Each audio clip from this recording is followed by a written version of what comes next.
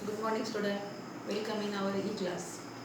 Today's points are statement pattern, logical equivalence, tautology, contradiction, and contingency. So, our first point is statement pattern. What is statement pattern? A letter used to denote a statement are called as statement letters. Example P, Q, R and so on.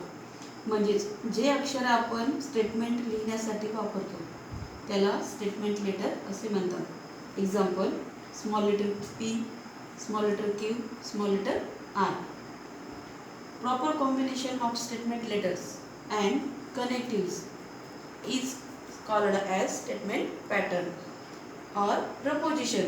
म्हणजेच आपले जे statement letters आहेत P, Q, R आणि connectives म्हणजे and, or, if and only if, not हे जे आपण connectives वापरतो त्यांचं आणि पी, क्यू, आर जे आपले स्टेटमेंट लेटर आहेत त्यांचं प्रॉपर कॉम्बिनेशन आपण जेव्हा करतो तेव्हा त्याला काय म्हणतात स्टेटमेंट पॅटर्न किंवा preposition.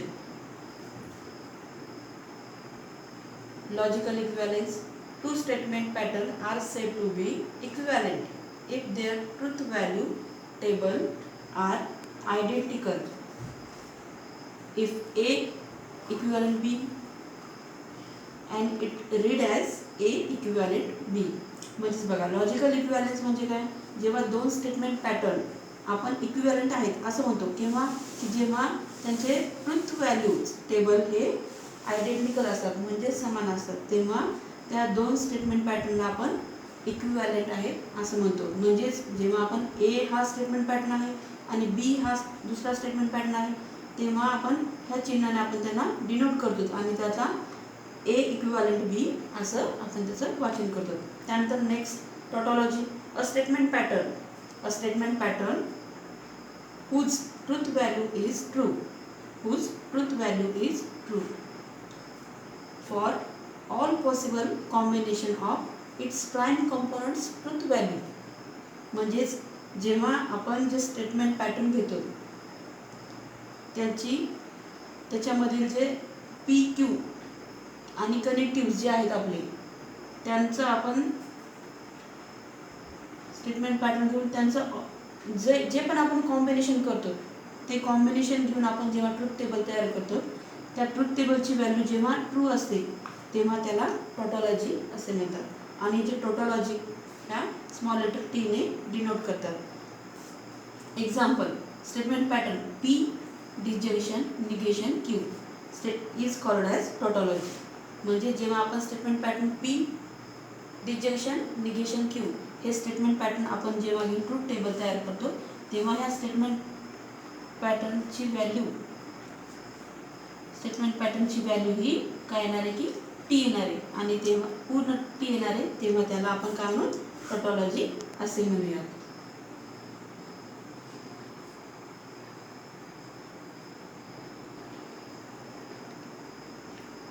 Next, contradiction. A statement pattern whose truth value is false.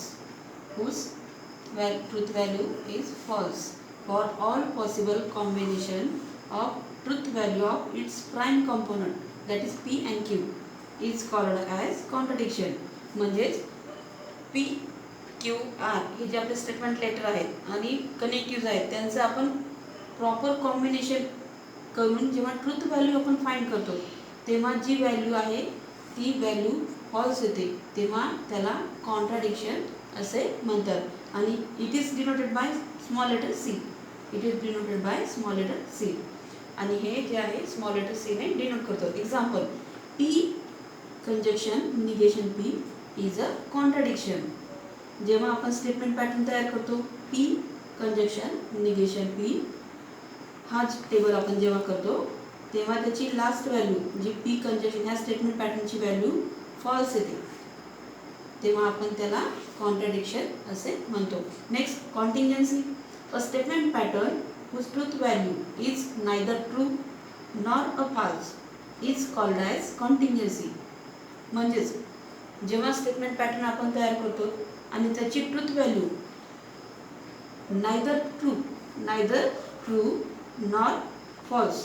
म्हणजे जेव्हा आपण स्टेटमेंट पॅटर्न तयार करतो, ट्रूथ टेबल तयार करतो आणि जेव्हा त्याची ट्रूथ व्हॅल्यू ही ट्रूसुद्धा येत नाही आणि फॉल्ससुद्धा नसते, तेव्हा त्याला आपण कॉन्टिंजन्सी असे म्हणतो. म्हणजे जेव्हा असं नाही की ट्रू पण येणार नाही आणि फॉल्स पण येणार नाही, ती व्हॅल्यू TTFF अशी मिक्ससुद्धा येऊ शकते, तेव्हा त्या स्टेटमेंट पॅटर्नला कॉन्टिंजन्सी असे म्हणतात. Example, P conjunction Q. जे आपण सुरुवातीला ट्रूथ टेबल पाहिलायचा तो कॉन्टिंजन्सी आहे. म्हणजे P कंजक्शन Q ची व्हॅल्यू काय ते TFFFF अशी याची ट्रूथ व्हॅल्यू आलेली आहे. म्हणजेच जेव्हा TFFF अशी ट्रूथ व्हॅल्यू येते, म्हणजेच T पण आहे F पण आहे, म्हणजे दोन्ही आहेत.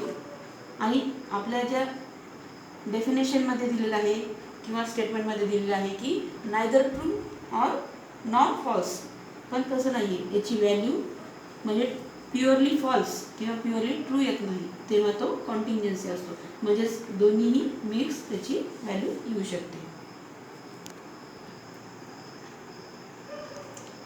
Let's see a short table of conjunction, disjunction, implication and by conditional.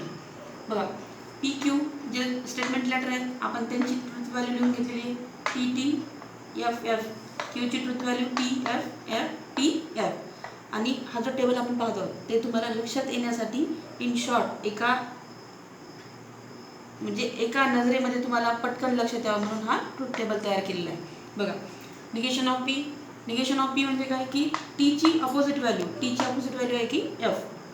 त्याचप्रमाणे Fची ट्रूथ ऑपोजिट व्हॅल्यू T, Fची ऑपोजिट व्हॅल्यू T. म्हणजे निगेशन Pची व्हॅल्यू येते की PFT. P कंजक्शन Q ची व्हॅल्यू आहे की TFF. म्हणजे जेव्हा P आणि Q जेव्हा T असतात म्हणजे तिथं आपण शॉर्टकटमध्ये तुम्हाला लक्षात राहण्यासाठी दिलेलं आहे की बोथ ट्रू. म्हणजे इथे दोघंही ट्रू आहेत, तेव्हा P कंजक्शन Q ची व्हॅल्यू आहे की T, otherwise it is false. Next, P conjunction Q TTF. म्हणजेच आता इन शॉर्ट तुम्हाला लक्षात राहण्यासाठी की बोथ आर फॉल्स. म्हणजेच बघा, जेव्हा P डिजंक्शन Q आपण P कंजक्शन Qचं टेबल आपण तयार करतो तेव्हा बोथ आर फॉल्स, तेव्हा त्याची व्हॅल्यू फॉल्स असते, अदरवाईज इट इज ट्रू. म्हणजे बघा, लक्षात राहण्यासाठी जेव्हा कंजक्शनमध्ये दोघे जण ट्रू आहेत तेव्हा त्याची व्हॅल्यू T असते, अदरवाईज फॉल्स. आणि P डिजंक्शनमध्ये बोथ आर फॉल्स म्हणजे दोघांची व्हॅल्यू फॉल्स असेल तेव्हाच ते फॉल्स असेल, otherwise it is true value. P implies Q मध्ये बघा की काय शॉर्ट दिलेलं तुम्हाला की if T implies F. T implies F. P ची व्हॅल्यू T असेल आणि Q ची व्हॅल्यू F असेल, तेव्हा फक्त एवढं लक्षात ठेवायचं P ची व्हॅल्यू T आहे आणि Q ची व्हॅल्यू F आहे, तेव्हाच ती व्हॅल्यू F असेल, अदरवाईज इट इज T. म्हणजे इम्प्लिकेशनच्या वेळेस तुम्हाला असं लक्षात ठेवायचं की TF is F, otherwise it is T. Last, P biconditional Q किंवा P डबल इम्प्लाइज Q. याच्यामध्ये बघा, बोथ सेम म्हणजे की जेव्हा P आणि Q ची व्हॅल्यू सेम असेल, म्हणजे इथे म्हणजे P ची व्हॅल्यू T, Q ची व्हॅल्यू T आणि P ची व्हॅल्यू F, Q ची value F.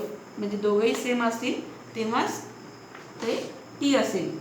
Both same then it is T, otherwise it is false. बघा इथे म्हणजे हा इन शॉर्ट तुम्हाला लक्षात राहण्यासाठी हा टेबल तयार केलेला आहे. बघा,